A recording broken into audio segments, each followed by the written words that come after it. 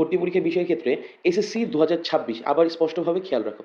অনেকে আমাকে প্রশ্ন করে যে এসএসসির যে সিলেবাসটা হবে এই 2026 সালের সিলেবাস অনুযায়ী তোমাদের অ্যাডমিশনের পরীক্ষা হবে, এটা খেয়াল রাখবা। ঠিক আছে? আচ্ছা, তো যারা বিজ্ঞান শাখা থেকে মানবিক শাখায় এবং ব্যবসায় শিক্ষা শাখায় ভর্তির আবেদন করবে তাদেরকে কিন্তু কি বলতো বিজ্ঞান বিভাগের প্রশ্নেই পরীক্ষা দিতে হবে। ওকে, সো একটা জিনিস খেয়াল করবা, তুমি এসএসসিতে যেই সাবজেক্টে পরীক্ষা দিয়েছো তুমি যদি বিভাগও যদি চেঞ্জ করো তাও তোমাকে আগের সাবজেক্টেই পরীক্ষা দিয়ে দেন হচ্ছে মার্ক পেতে হবে, রিকোয়ার্ড যে মার্কটা, এটা খেয়াল করবা। বাংলা এবং ইংরেজি যেটা এটা কিন্তু বিজ্ঞান বিভাগেও আছে, মানবিক বিভাগেও। আমরা যদি হচ্ছে হোলি ক্রস কলেজের যদি ভর্তি সার্কুলারের দিকে যাই তাহলে কি কি পাবো আমরা আমরা একটু যদি দেখতে চাই কি কি পাবো আমরা একটু দেখি। সো এখানে কি বলছে যে সিলেকশন টেস্টে এসএসসি 2026 তোমাদের ক্ষেত্রে 2000 কত বলো 26 অনুযায়ী হচ্ছে সিলেবাস অনুযায়ী পরীক্ষা হবে।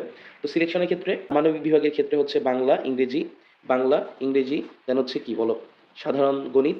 এরপরে এখানে অনেকগুলো বেশি জিনিস থাকে, ভূগোল, পৌরনীতি, অর্থনীতি, ইতিহাস, সাধারণ জ্ঞান। ঠিক আছে, তার মানে সাধারণ জ্ঞান তিনটা বিভাগেই দিতে হবে যেটা এনডিসিতে নাই। এবং এনডিসির মানবিক বিভাগে কিন্তু বাংলা ইংরেজি আইসিটি সাধারণ জ্ঞান। ঠিক আছে, বাট হোলি ক্রসের ক্ষেত্রে ভূগোলও আছে, পৌরনীতি, অর্থনীতি, ইতিহাস এবং সাধারণ গণিত আছে, এটা খেয়াল করবা। ওকে, আচ্ছা এরপরে আমরা হচ্ছে চলে আসবো কোথায় বলতো মানবিক বিভাগের ক্ষেত্রে মানে আর্টস গ্রুপে। সো এখানে ভর্তি যোগ্যতার ক্ষেত্রে এনডিসিতে কত লাগবে, ন্যূনতম জিপিএ 3 লাগবে, আসন সংখ্যা 410টা। ভর্তি পরীক্ষার ক্ষেত্রে সাবজেক্টগুলো আমরা পড়েছি।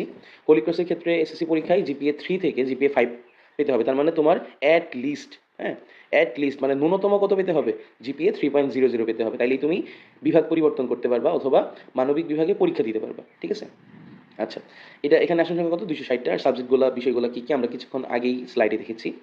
আচ্ছা, আর হচ্ছে তোমাদের যাবতীয় প্রশ্নগুলো হচ্ছে কমেন্ট বক্সে